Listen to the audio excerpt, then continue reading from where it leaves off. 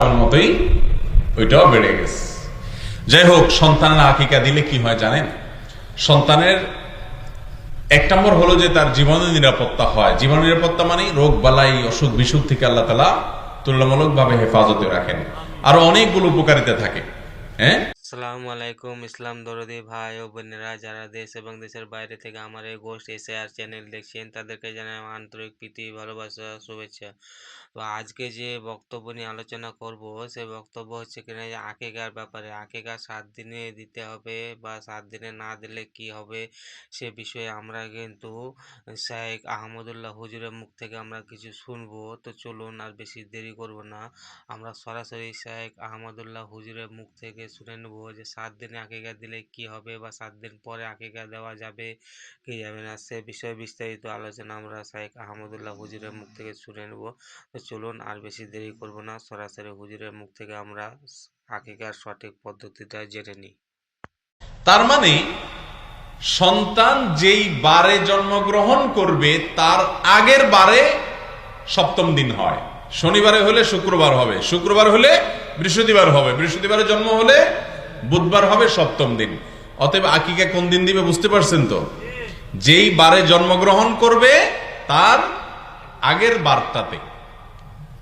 এখন যদি রাত্রে হয় তাহলে তার এক মুসিবত। রাত্রে হলে বার বাহির করবেন কেমনে? রাতে হলে বার বাহির করার বুদ্ধি হলো যে আরবিতে বা চান্দ্রবর্ষ অনুযায়ী রাতের হিসাব আগে আসে। অতএব এই যে আজকে রাতে আমরা এখন ওয়াজ করছি, ওয়াজ শুনছি, আলোচনা করছি, মাহফিল হচ্ছে, এই রাতটাকে কোন দিনের রাত ধরা হবে? আগামীকাল বৃহস্পতিবার না? অতএব এটা বৃহস্পতিবারের রাত। অতএব রাত হলে পরের দিনের সাথে হিসেব করে বার ঠিক করবেন। শুক্রবার দিন যা রাত যদি হয় তাহলে ওটা কোন দিনের রাত হবে? শনিবারের রাত। রবিবার দিন যা রাত হলে সেটা কোন বা দিনের রাত হবে? সোমবারের রাত। তাহলে এবার বার কিভাবে বার করবেন বুঝতে পারছেন তো? যেহেতু ইবাদত বন্দিগি যেগুলো তারিখের উপর নির্ভরশীল সেগুলো চন্দ্রবর্ষ অনুপাতে করতে হয়, আর চন্দ্রবর্ষের হিসেব হলো সন্ধ্যা থেকে দিন শুরু হয়। অতএব আপনি যেই কোনো বারে সন্তান জন্ম নিবে তার আগের দিন আকিকা দিবেন। রাত হলে পরের দিনটার যে অংশ সেটা ধরা হবে রাত, সেই বারটা হবে, সেই হিসেব করে তার আগের বারে আপনি আকিকা দিবেন। বিষয়টা বুঝতে পারছেন? আকিকা সপ্তম দিনে করা সুন্নাত। সপ্তম দিনে করতে না পারলে 14তম নম্বর দিনে করবেন। 14 নম্বর দিনে করতে না পারলে 21 নম্বর দিনে করবেন। যদি কোনো কারণে এই দিনগুলোতে করা হয় নাই, মা বাবার সে আর্থিক সঙ্গতি ছিল না, তখন তারা করতে পারেন নাই, তাহলে সেক্ষেত্রে পরবর্তীতে করলেও আদায় হয়ে যাবে। অনেক সালাফ বলেছেন যে আমি যদি জানতাম আমার ছোটবেলায় আকিকা বাবা মা করেননি তাহলে আমি এখন করার ব্যবস্থা করতাম। স্বয়ং নবী করিম সাল্লাল্লাহু আলাইহি ওয়াসাল্লামের পরে এরকম হাদিস আছে। যার কারণে সপ্তম, 14তম, 21তম দিনগুলোতে করা হলো সুন্নাহ। যদি কোনো কারণে ছুটে যায়, ইচ্ছাকৃত না, কোনো কারণে করা হয় নাই, তাহলে পরে করলেও আদায় হয়ে যাবে ইনশাআল্লাহ। আকিকার গুরুত্ব আমরা অনেকে বুঝি না। অনেকে আকিকা করার জন্য টাকা পয়সা পায় না, অথচ মিষ্টি কিনে মিষ্টি খাওয়ায় অনেক। যে আকিকা করবে, সন্তান জন্ম নিছে তার, এই লোক আকিকার সময় বলে যে ভাই পয়সা নাই, ছেলে হয়েছে, 2টা ছাগল কিনতে হবে, 2টা ছাগলের দাম তো 20,000 টাকা, এত টাকা নাই আমার কাছে। কিন্তু দেখা যায় অনেক সময় আমাদের 10 কেজি 15 কেজি মিষ্টি এমনিই কিনা লাগে, আছে না নাই?